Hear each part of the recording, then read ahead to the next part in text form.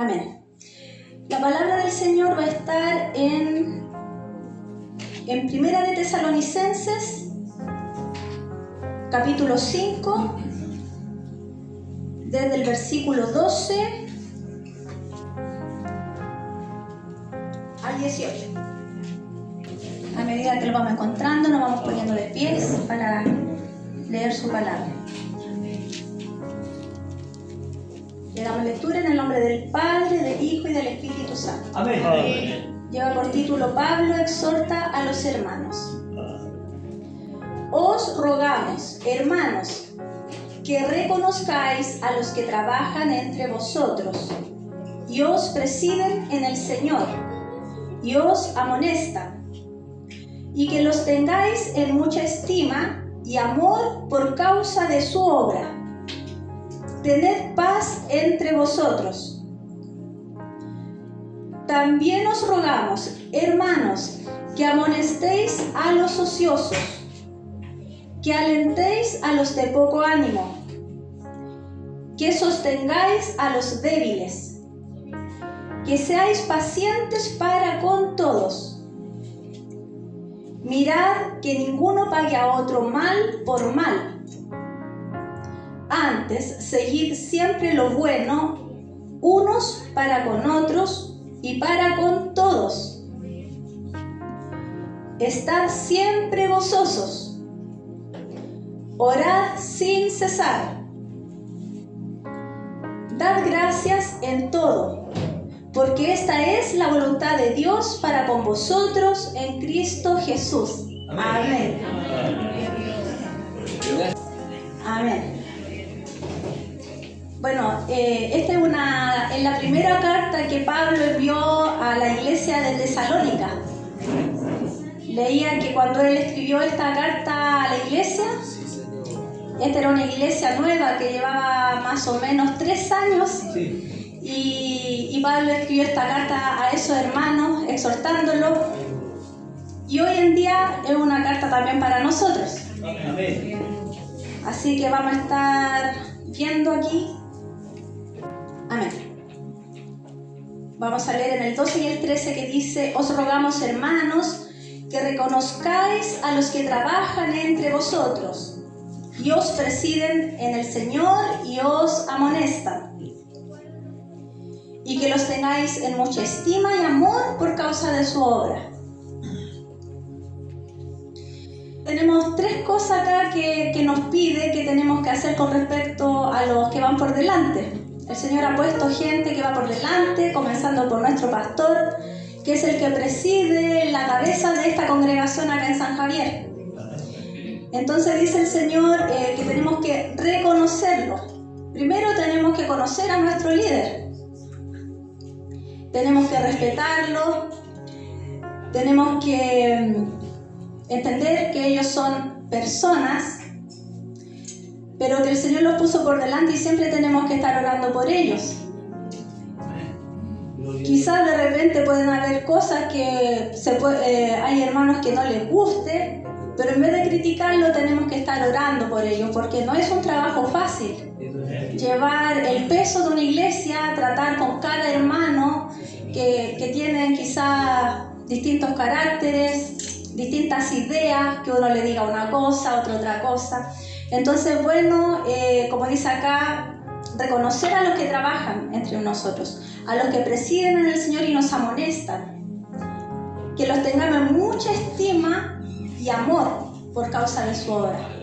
Tenemos que amarlos, apreciarlos, cuidarlos, orar por ellos, también por todos los que van por delante, porque no, como les digo, no es fácil, hermano. Quizás de repente hay cosas que le gustaría hacer distintas, pero todo se puede conversar. En vez de criticarlo, conversarlo. Y conversarlo en el amor del Señor, porque diferencias pueden haber, pero que el Señor nos dé ese amor a nosotros, ese temor al Señor, porque como les digo, el Señor es quien los puso por delante. Y si creemos eso y respetamos al Señor, también vamos a respetar a los que van por delante en la iglesia. Lo importante es que estemos orando por ellos. La idea es que nosotros cooperemos con nuestro pastor cuando él nos necesite, que podamos poner de nuestra parte para poder cooperar en la iglesia, no ser una carga más, sino que todos llevemos el carro para el mismo lado, porque todos tenemos un mismo objetivo. Amén. Y dice acá en el 13, tener paz entre vosotros. Es importante que haya paz entre nosotros. Si reconocemos a nuestros líderes, porque hay iglesias que hacen grupitos, que no, que a mí me gusta este, a mí me gusta este otro, pero hay líderes y hay personas que van por delante, entonces no hay que hacer grupos, tenemos que estar en paz en el Señor. Amén. Sí, Señor. Entonces dice, no crear grupos ni favoritismo. Es feo cuando en la iglesia hacen grupos, somos un cuerpo. Amén. No tenemos que estar dividiéndonos ni haciendo grupos. Vamos al 14, dice, también os rogamos, hermanos, que amonestéis a los ociosos, que alentéis a los de poco ánimo, que sostengáis a los débiles y que seáis pacientes para con todos. Si estaba hablando de eso es porque en la iglesia del Señor se encuentran todo este tipo de personas. Gente ociosa, que tiene poco ánimo, pero no está mal. Lo que tenemos que hacer acá, como nos dice, alentarlo. Amén. Ayúdanos, Señor. Amonestar al ocioso, no unirme al ocioso. No porque el hermano no está haciendo nada, yo me voy a poner con él, ya no hagamos nada. No, tenemos que amonestarlo. ¿Y qué significa amonestar? Es advertir, prevenir, reprenderlo. Reprenderlo pero con amor. Amén. Y una persona ociosa es una persona perezosa, desocupada, que no hace nada. Quizás le gusta puro sentarse, mirar y criticar, porque si está ocioso va a criticar nomás. Pero al Señor no le gusta que seamos ociosos, a Él le gusta que trabajemos. Entonces acá dice, desafía a alguien a que se una a un proyecto. Cuando nosotros hagamos algo como iglesia y vemos que a algún hermano no le gusta mucho participar, lo invitamos. Vamos, hermano, hagamos esto. Cuando hemos hecho cosas acá, todo, yo encuentro que igual ayudamos de una u otra forma. Y todas las ayudas que hacemos son de utilidad dentro de lo que estamos haciendo. Quizá alguno dice, pucha, pero yo esto no más voy a hacer. Pero ya es una utilidad para poder llevar a cabo el proyecto. Amén. O lo que nosotros estemos haciendo. Dice que debemos alentar al de poco ánimo. No tiene mucho ánimo en la iglesia, puede que no tenga ánimo porque sea tímido, muchas veces que no quiero hacer esto, me da vergüenza, o también porque sea débil, puede que esté un poco débil, porque quizá esté pasando pruebas. Entonces debemos alentarlo. ¿Qué significa alentarlo? Animarlo. Amén. Vamos, hermano, hagamos esto. Gloria a Dios. No gritarle, porque tenemos que hacerlo con amor a nuestro hermano. Si le andamos gritoneando y dicen, pucha hermano, ya anda debilucho de nuevo, lo vamos a tirar más para abajo al hermano. Tenemos que tener tino, tenemos que tener amor para nuestro hermano, no ser una piedra de tropiezo, sino ayudarlo más. Tenemos que animar al temeroso recordándole las promesas de Dios. Y vamos a leer en Isaías 41:10 un ejemplo donde sale una promesa del Señor que nos puede alentar cuando estamos débiles o nos sentimos de poco ánimo. En Isaías 41:10 dice, no temas porque yo estoy contigo. No desmayes porque yo soy tu Dios, que te esfuerzo, siempre te ayudaré, siempre te sustentaré con la diestra de mi justicia. Qué hermosa palabra. Entonces, hay muchas promesas en la Biblia donde el Señor nos alienta y podemos aferrarnos, darle gracias, Señor, por esto que tú me dices. Yo confío en ti, yo creo en ti, Señor. Estoy pasando esta debilidad, estoy pasando esta prueba, pero me afirmo en esta palabra.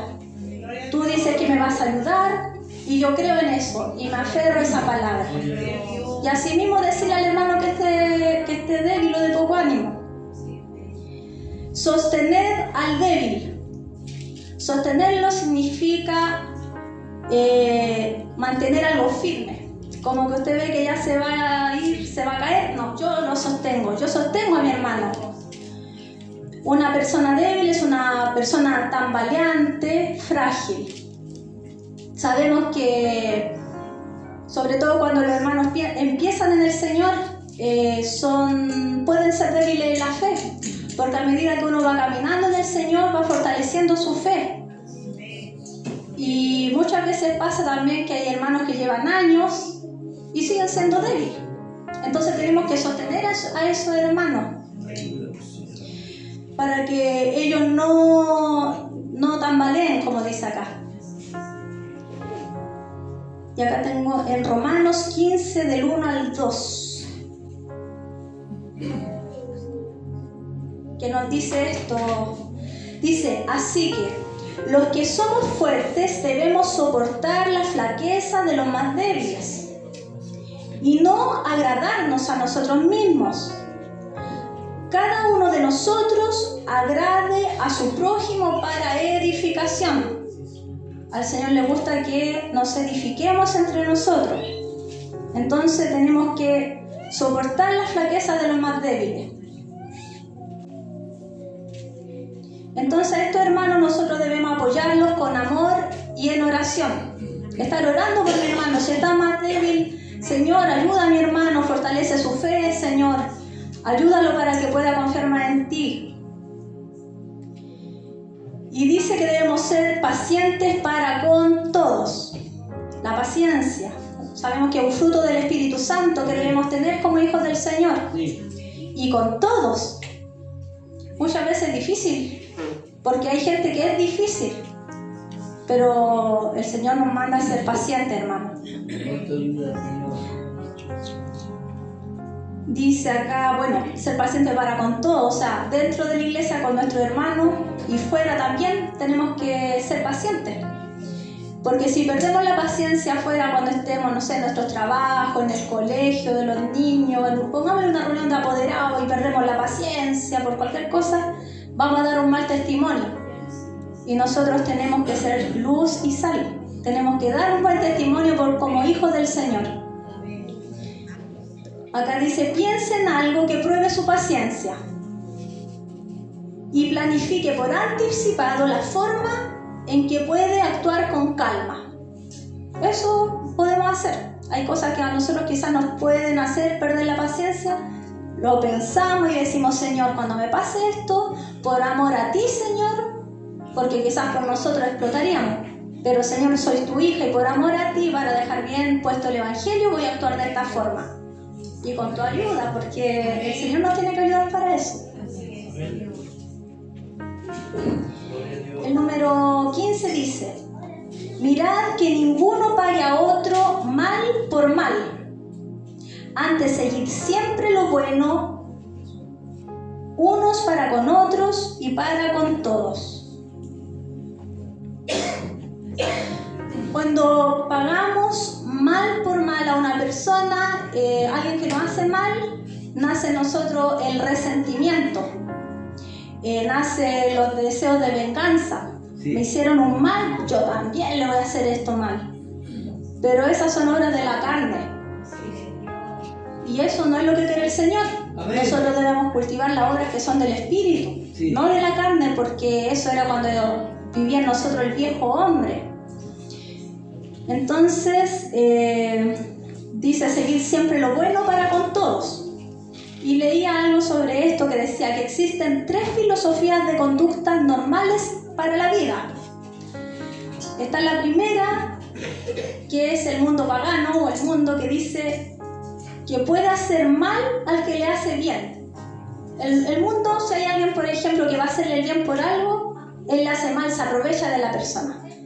Y me recordaba de una noticia que vi hace unos días, que yo creo, a lo mejor la vieron ustedes, de una mujer que pasó a una casa de una señora adulta mayor a pedirle un vaso de agua, una mujer joven, y la señora fue a buscarle agua y esta mujer se metió, le robó sus joyas, la abuelita, todo, su anillo. Esa mujer se aprovechó del bien que le iba a hacer esa mujer. Normalmente la gente hace eso, se aprovecha. Hay otro tipo de conducta que decía que son los más refinados, cultos, educados, que ellos dicen, yo le hago bien al que me hace bien. Hacen bien al que le hace bien. Pero si nos vamos a Lucas 6:33, Jesús les dijo que qué mérito tenían hacerle bien al que te hace bien. Dice, y si hacéis bien a los que os hacen bien, ¿qué mérito tenéis? Porque también los pecadores hacen lo mismo. Pero el Señor a nosotros nos pide otra cosa en el versículo que leímos. Dice que nosotros como cristianos tenemos una norma distinta. Y el mismo Señor Jesús también, en Mateo 5, del 43 al 44, nos dice, oísteis que fue dicho, amarás a tu prójimo y aborrecerás a tu enemigo. Pero yo os digo, amad a vuestro enemigo. Bendecid al que te maldice. Haced bien a los que os aborrecen y orad por los que os ultrajan y os persigan. Es súper distinto lo que nos pide el Señor y súper, carnalmente bien difícil también. Porque cuando a uno le pasa algo, le hacen algo malo, como humano a uno le da rabia, se enoja y el ego comienza a brotar. Pero si pensamos el Señor, cuántos vituperios, cuántas cosas malas e injustas pasó, Él siendo el Señor. Y yo soy más que el Señor, más que Jesús. Por supuesto que no. Entonces, que el Señor nos dé esa humildad, que podamos humillar nuestra carne. Y cuando vengan esas situaciones en nuestra vida, podamos pensar en esta palabra y hacerlo por amor al Señor. De refrenar nuestra lengua, de decir algo malo, porque cuando uno a veces dice algo, usted después no puede quitar esas palabras, ya las dijo. Sí. Quizá callar, pensar, orarle al Señor. El Señor hace justicia. Hay cosas que pueden ser injustas para nosotros, pero el Señor dice, ni en la venganza, yo pagaré. Y si somos sus hijos y oramos, no tenemos que actuar como el mundo, ni aprovechándome de mi prójimo, ni haciéndole bien al que me hace bien, porque los pecadores también hacen eso. Entonces dice que en lugar de planear y hacerle mal a los que nos tratan mal, hagámosles el bien, con la ayuda del Señor. Versículo 16 dice, estad siempre gozosos. Siempre gozosos. También el gozo es un fruto del Espíritu Santo. Entonces dice que el gozo se produce por la comunión con Dios. Cuando nosotros tenemos comunión con el Señor, ¿cómo podemos tener esa comunión con el Señor? Orándole al Señor, leyendo su palabra, dándole gracias por todas las bendiciones que Él nos da. Va a venir ese gozo a nosotros. Dice que no podemos decir que tenemos comunión con el Señor y vivir amargados. Somos hijos del Señor, no podemos andar amargados por la vida. Tenemos una esperanza viva. Ayer nuestro pastor nos decía, todas estas cosas van a pasar, nosotros tenemos una esperanza viva. Un día estaremos con el Señor gozándonos. Hay cosas más importantes, entonces cuando vengan cosas se las entregamos al Señor y sigo adelante. Aún en medio de las tormentas, Dios está en control, porque Él es el creador de todas las cosas, el Rey de Reyes, el Señor de Señores, y Él controla todo. Entonces, si tenemos problemas, dificultades, o hay gente que quizás no inventa cosas, se lo entregamos al Señor, vamos a la rodilla y se lo entregamos al Señor, y después quedamos tranquilos esperando en Él. El 17, orar sin cesar. Aleluya. Importante, orar al Señor para también mantener esa comunión con Él. Y no significa que voy a estar orando de rodillas todo el tiempo, imposible estar todo el tiempo de rodillas. Pero sabemos que el Señor está en todo lugar, que Él es omnisciente, omnipresente y omnipotente. Él está en todo lugar siempre escuchándonos. Donde andemos tenemos que estar en nuestra alma clamando al Señor, agradeciéndole al Señor por todas sus bendiciones. En la mañana en tu nombre, Señor, acompáñame en este día. Si usted tiene algún proyecto, presentárselo al Señor. Todo lo que usted haga. Si tiene alguna enfermedad también, Señor, tengo este problema, ayúdame, Padre, tú tienes poder para sanarme. Que el Señor nos ayude. Amén. Dice que sin gratitud, porque dice a gracias en todo, porque esta es la voluntad del Señor y la voluntad del Señor es perfecta. Amén. Sin gratitud nos volvemos arrogantes y egocéntricos cuando no damos gracias al Señor. ¿Por qué? Porque arrogante y egocéntrico, porque pensamos que todo lo que nosotros tenemos es con nuestra fuerza. No reconocemos que es porque el Señor es el que ha tenido misericordia, Aleluya. porque el Señor es el que nos da la fuerza para poder trabajar y tener lo que tenemos. Los seres humanos somos propensos a la codicia. Tendemos a centrarnos en lo que no tenemos. Tenemos algo, pero ya estoy pensando, ¿qué más quiero tener? Quiero esto, quiero arreglar esto. Y nunca estamos conformes. Por eso es buena la gratitud. Para que podamos decir, gracias Señor, porque tú me has ayudado en esto, tú me has provisto para hacer esto, Señor. Cuando agradecemos a Dios por las cosas que normalmente damos por sentado, nuestra perspectiva cambia. Porque muchas veces piense, puede caminar, puede respirar, tiene agua en su casa, cosas que uno dice, pero qué básico, sí, qué básico. Pero el Señor nos da un hogar, nos da los alimentos, nos da el sol, las flores, los pajaritos, la naturaleza que podemos disfrutar. Gracias Señor por eso, porque usted nos cuida cada día. En todo Él está preocupado por nosotros, por nuestros familiares. Dice que cuando nos centramos en las bendiciones y no en los deseos que tenemos nosotros, somos más felices. Ahí nuestro corazón se llena de gozo, porque sabemos que dependemos del Señor. Entonces dice, haga una lista de todos los dones que Dios les ha dado y agradezca a Dios por cada uno de ellos. Por los dones o las cosas que hemos tenido, y piense y compare quizás con 10 años atrás o cuando usted inició. Señor, yo esto no lo tenía y mira Señor ahora cómo me tienes bendecido. Gracias Señor por eso. Amén. Darle gracias es tan importante. A veces nos ponemos a pedirle nomás al Señor, Señor, esto, te pido.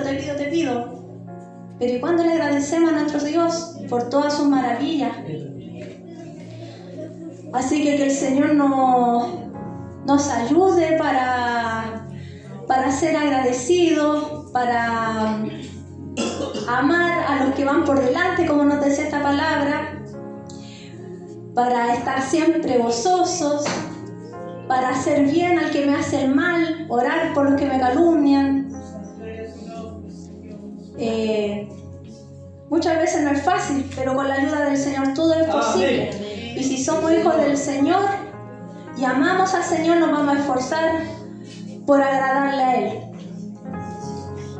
Vamos a ponernos de pies para dar gracias al Señor por esta palabra y que nos ayude también a cumplir.